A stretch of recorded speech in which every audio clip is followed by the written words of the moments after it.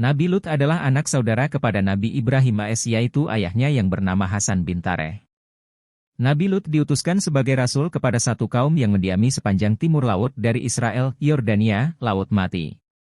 Ibu kota Sodom terletak di utara Basin, Laut Mati.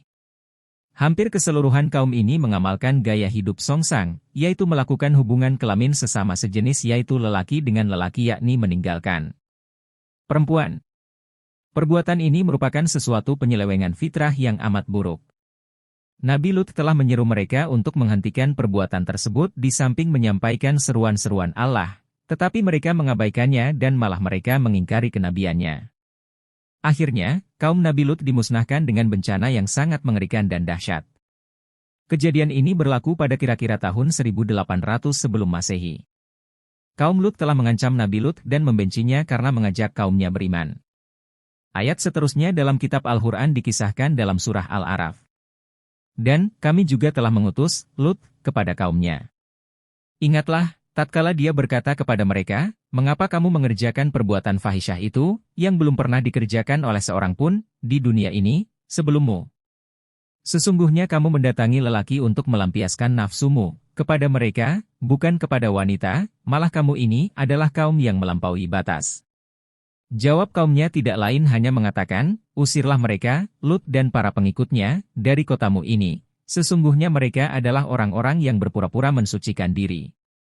Quran Al-A'raf, surat ke-7 ayat 80-82. Masyarakat Sadum adalah masyarakat yang rendah paras moralnya dan rosak akhlak. Masyarakat Sadum tidak mempunyai pegangan agama atau nilai kemanusiaan yang beradab. Maksiat dan kemungkaran bermaharajalela dalam pergaulan hidup mereka. Pencurian dan perampasan harta milik merupakan kejadian hari-hari di mana yang kuat menjadi kuasa sedang yang lemah menjadi korban penindasan dan perlakuan sewenang-wenang. Maksiat yang paling menonjol yang menjadi ciri khas hidup mereka adalah perbuatan homoseksual di kalangan lelakinya dan lesbian di kalangan wanitanya. Kedua-dua jenis kemungkaran ini begitu bermaharajalela di dalam masyarakat sehinggakan ia merupakan suatu kebudayaan bagi kaum Sadum.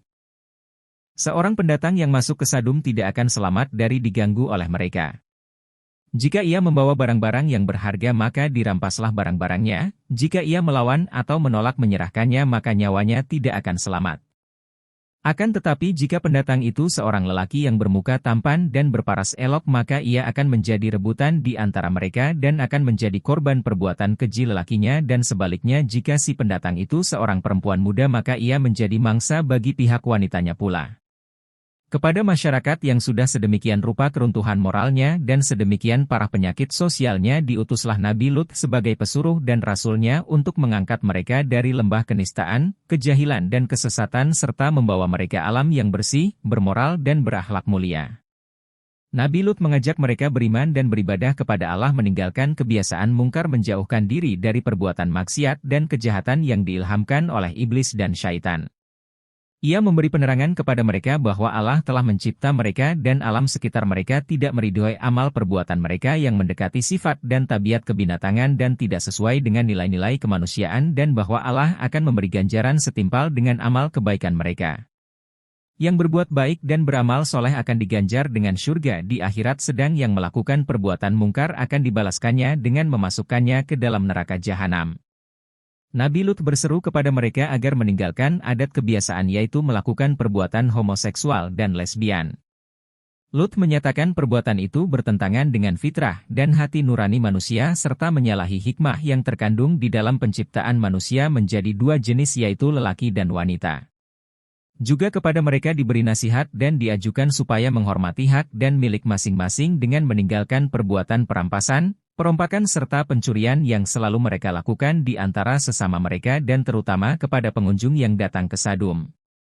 Diterangkan bahwa perbuatan-perbuatan itu akan merugikan mereka sendiri, karena perbuatan itu akan menimbulkan kekacauan dan ketidakamanan di dalam negeri sehingga masing-masing dari mereka tidak merasa aman dan tentram dalam hidupnya. Demikianlah Nabi Lut, melaksanakan dakwahnya sesuai dengan tugas risalahnya, ia tidak henti-henti menggunakan setiap kesempatan dan dalam tiap pertemuan dengan kaumnya secara berkelompok atau secara berseorangan mengajak agar mereka beriman dan percaya kepada Allah dan menyembahnya. Diajaknya Lut terhadap kaumnya untuk melakukan amal soleh dan meninggalkan perbuatan maksiat dan mungkar.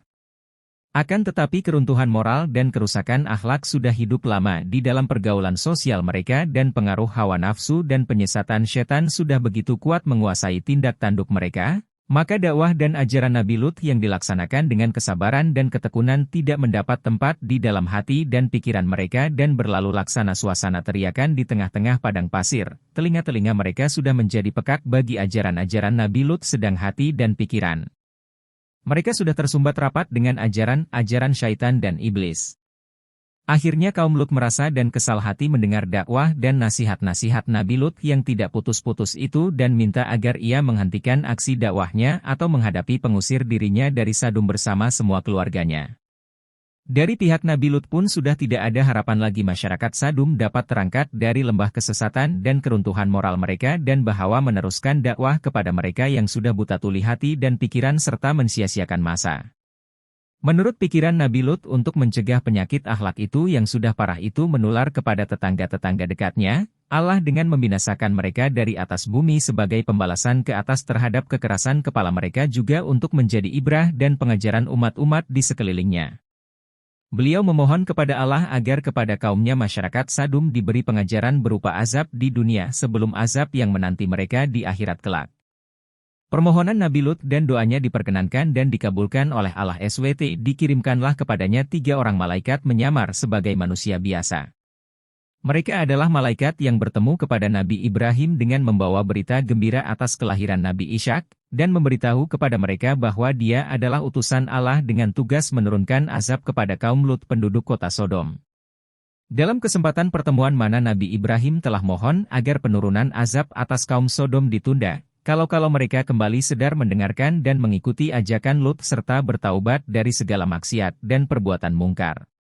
Juga dalam pertemuan itu Nabi Ibrahim memohon agar anak saudaranya, Lut diselamatkan dari azab yang akan diturunkan ke atas kaum Sodom. Permintaan mana oleh para malaikat itu diterima dan dijamin bahwa Lut dan keluarganya tidak akan terkena azab. Para malaikat itu sampai di Sadum dengan menyamar sebagai lelaki muda yang berparas tampan dan badan yang berotot, tegap. Dalam perjalanan mereka hendak memasuki kota, mereka berpapasan dengan seorang gadis yang cantik. Lelaki muda, malaikat, bertanya kepada si gadis kalau mereka diterima ke rumah sebagai tamu. Si gadis tidak berani memberi keputusan sebelum ia berunding terlebih dahulu dengan keluarganya. Maka ditinggalkan para lelaki muda itu olehnya lalu pulang ke rumah cepat-cepat untuk memberitahu ayahnya, Lut. Mendengar kabar berita anak perempuannya, Nabi Lut menjadi bingung, jawaban apa yang harus ia berikan kepada para pendatang yang ingin bertamu ke rumahnya untuk beberapa waktu. Namun menerima tamu yang berparas tampan akan mengundang risiko gangguan kepadanya dan kepada tamu dari kaumnya yang tergila-gila untuk melakukan hubungan seks sejenis dengan anak muda yang mempunyai tubuh bagus dan paras wajah tampan. Sedang kalau hal yang demikian itu terjadi ia sebagai tuan rumah harus bertanggung jawab terhadap keselamatan tamunya, padahal ia merasa bahwa ia tidak akan berdaya menghadapi kaumnya yang bengis-bengis dan halus maksiat itu. Nabi Lut memutuskan untuk menerima lelaki-lelaki muda itu sebagai tamu di rumahnya. Lut hanya pasrah kepada Allah dan berlindung sekiranya terdapat segala rintangan yang akan datang.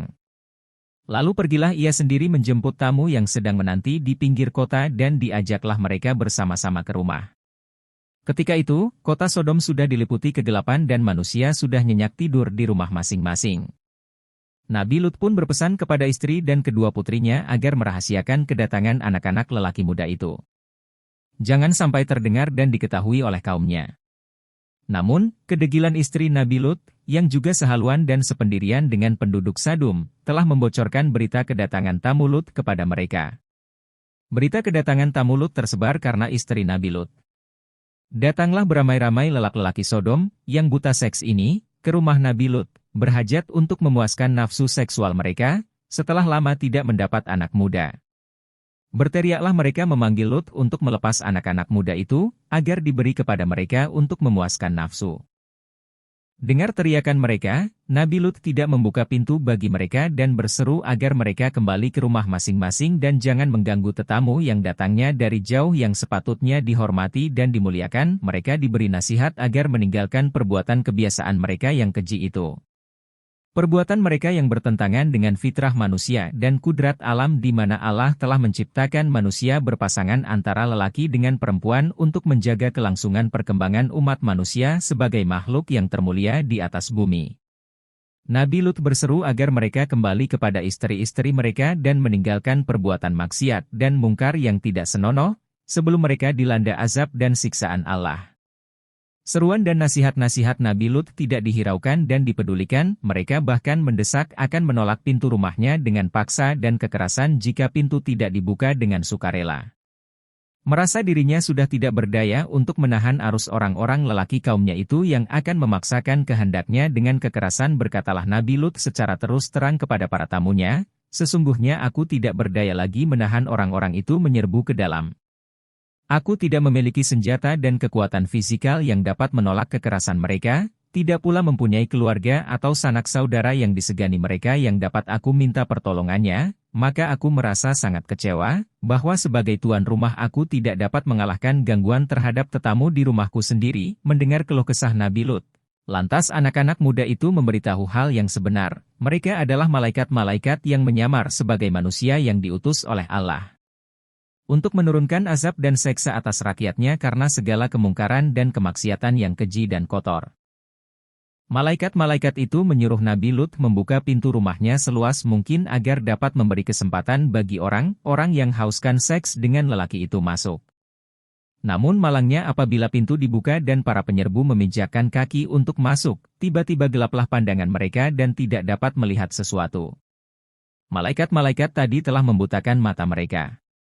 Lalu, diusap-usap dan digosok-gosok mata mereka, ternyata mereka sudah menjadi buta. Sementara para penyerbu rumah Nabi Lut berada dalam keadaan kacau bilau berbenturan antara satu dengan lain berteriak-teriak nanya-nanya gerangan apa yang menjadikan mereka buta dengan mendadak para berseru kepada Nabi Lut agar meninggalkan segera perkampungan itu bersama keluarganya, karena masanya telah tiba bagi azab Allah yang akan ditimpakan. Para malaikat berpesan kepada Nabi Lut dan keluarganya agar perjalanan keluar kota jangan seorang pun dari mereka menoleh ke belakang. Nabi Lut keluar dari rumahnya sehabis tengah malam, bersama keluarganya terdiri dari seorang istri dan dua putrinya berjalan cepat menuju keluar kota, tidak menoleh ke kanan maupun ke kiri sesuai dengan petunjuk para malaikat yang menjadi temannya, akan tetapi si istri yang menjadi musuh dalam selimut bagi Nabi Lut tidak tergamak meninggalkan kaumnya. Ia berada di belakang rombongan Nabi Lut berjalan perlahan-lahan tidak secepat langkah suaminya dan tidak henti-henti menoleh ke belakang karena ingin mengetahui apa yang akan menimpa atas kaumnya, seakan-akan meragukan kebenaran ancaman para malaikat yang telah didengarnya sendiri. Dan begitu langkah Nabi Lut beserta kedua putrinya melewati batas kota Sodom, di waktu fajar menyingsing, bergetarlah bumi dengan dahsyatnya di bawah kaki rakyat Sadum, tidak terkecuali istri Nabi Lut yang munafik itu. Getaran itu mendahului suatu gempa bumi yang kuat dan hebat disertai angin yang kencang dan hujan batu sijil yang menghancurkan dengan serta-merta kota Sodom beserta semua penghuninya. Bertebaran mayat-mayat yang dilaknat oleh Allah SWT di kota Sodom, dan hancurlah kota tersebut yang berada di laluan manusia yang lalu lalang. Namun, masih ditinggalkan kesan-kesan kehancuran kota tersebut oleh Allah SWT, sebagai peringatan kaum yang kemudian yang melalui di jalan tersebut. Demikianlah kebesaran dan ayat Allah yang diturunkan untuk menjadi pengajaran dan ibrah bagi hamba-hambanya yang mendatang. Kisah Nabi Lut di dalam Al-Quran. Kisah Nabi Lut dalam Al-Quran terdapat pada 85 ayat dalam 12 surah di antaranya. Surah Al-Anbiya ayat 74 dan 75, Surah Asy-Syu'ara ayat 160 sehingga ayat 175. Surah Hud ayat 77 sehingga ayat 83. Surah Al-Qamar ayat 33 sehingga 39 dan Surah At-Tahrim ayat 10 yang mengisahkan istri Nabi Lut yang mengkhianati suaminya.